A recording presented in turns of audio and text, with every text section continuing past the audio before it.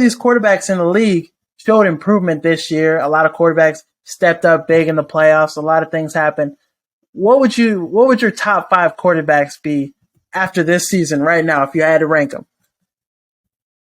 Okay, after this season, obviously Mahomes at 1, Burrow, I Okay. think I really like at 2. Okay. He's an O-line away from being Tom Brady. Shit. That's the only thing he needs is just the O-line. At 3, you gotta take Josh Allen, right? I don't got him at 3, but he's top 5. I mean, last year you've seen like they were front runners the whole year, front runners to win it all, and it's just like they got their shit kicked in against the Bengals in the playoffs for one, but the year they just kind of eked into the playoffs. Yeah, it was just a crazy year for them.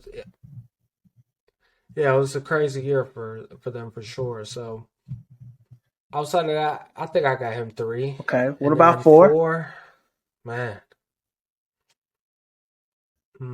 Take your time.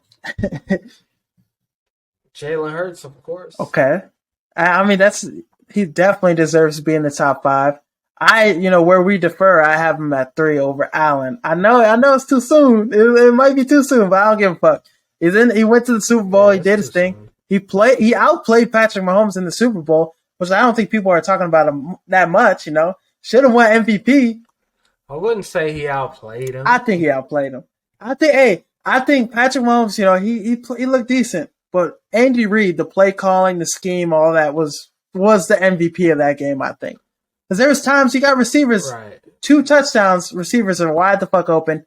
Bieniemy, I forgot who was talking about it. But I think it was Kelsey, one of the people on the Chiefs was talking about how Bieniemy knew that the Jags, abused the Eagles in that game, right? With that play, the receiver was running right open.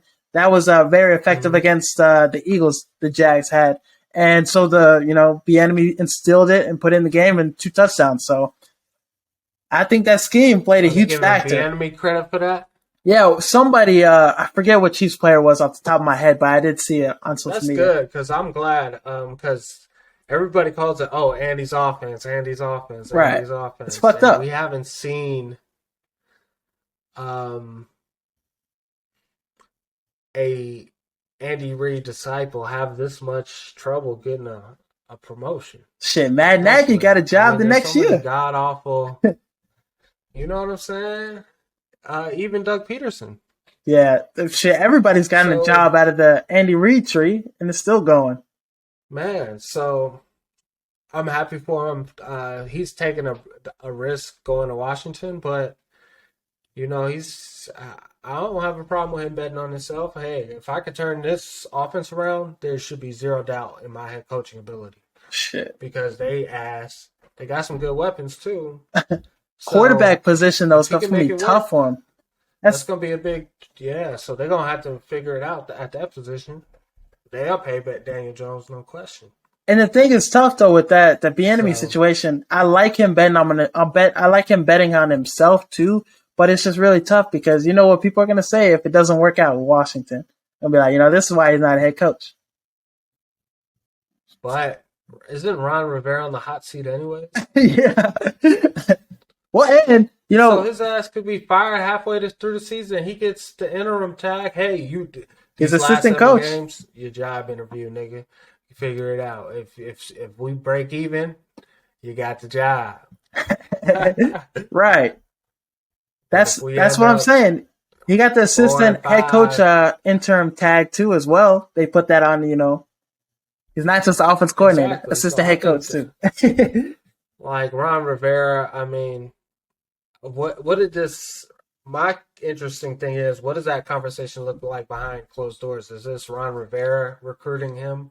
Is this GM recruiting him? Like what was the pitch on getting Bieniemy out of the Chiefs? Because that's like you go from football heaven to literally hell I mean, with all the organizational issues they've had over the past, the name change, um, they haven't been able to win. They go get Carson Wentz weak ass. I mean, It went downhill, it's a low key. dumpster fire over there. A lot of things happen. So they have some promising talent offensively and defensively. So if he can turn that offense around, shit, that only helps his resume, and there should be zero questions of him being a head coach. Oh yeah, for sure. Hopefully it works out for him. But who was your fifth quarterback in it? Let's get back to that top five. Who was your fifth quarterback on that list? I was trying to dodge that. I ain't gonna lie to you. I wouldn't be mad at Geno Smith to crease up in the list looking at it. Nigga, please. Goddamn Tyler Huntley. Snoop Huntley. Goddamn 4-7. Man. Oh man. Trevor Lawrence, you could think, I don't know if you. Yeah, it might be too early. Is he there yet? Oh, I guess you go with Justin Herbert, right? Oh, this is not a Justin Herbert podcast, man. We do not love that man over here. Shit, I don't either. I think he's like the great white hope, and they love him. Oh, he's that huge, 6'5". He's got the intangibles that can throw the ball anywhere on the field. But it didn't work out for him with the Jags. With that second half performance he put up, he might be out of the top 10. No, I'm overreacting. Ooh. But Trevor Lawrence? No, Justin Herbert. But how I rank out, so Justin Herbert, you putting him at 5, right? Mm-hmm. All right. So my list: number 1, Patrick Mahomes; 2, Joe Burrow; number 3, Jalen Hurts; number 4. All right, I don't know if you're going to agree with this one, but he's got an MVP. People forget. Lamar Jackson, put him at 4, and 5, Josh Allen. That's how I round out my list. And, think what you want, but it's my fucking list. My only issue with the Lamar thing is we haven't seen him in the playoffs enough. He's got a playoff win, though.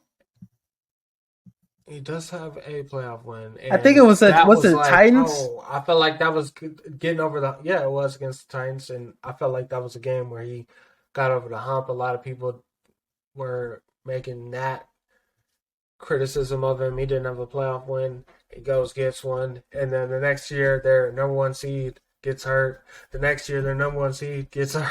Hey, so they're going to be the number 1 seed. Bro, Baltimore, if Lamar isn't banged up, the Baltimore Ravens can win the Super Bowl. They're that fucking good defensively. Offensively, too, Lamar Jackson. They don't want to pay him, though. And they just got Monken, too. Todd Monken. Shout out that. Yeah, and I love that pickup. It's a good-ass pickup. Great OC. I mean, those plays at Georgia, shit. Hey, they look light years ahead of all the other teams they play. They're just always blowing their ass out. Right. Offensively, I like the scheme you would come up with. He made a walk-on that transferred and came back. A Heisman finalist. Bro, Stetson Bennett was putting up numbers. That's known for their running backs. Yeah. So that says a lot about his resume. I would have liked Bieniemy to go to Baltimore, but I'm not mad about the Todd Monken hire. I think that's still a really good hire. Oh, I like Monken. Give me him. Sure. Over Bieniemy? During Black History Month? Yes. Come on now. Come on, bro. I've been following Monken for a minute now. I'm interested to see 25 games left. I'll give you a chance to update your NBA Finals prediction. Who do you think is going to be in the finals, and who do you think is going to win? Let's cover this right before we head out. This is super tough.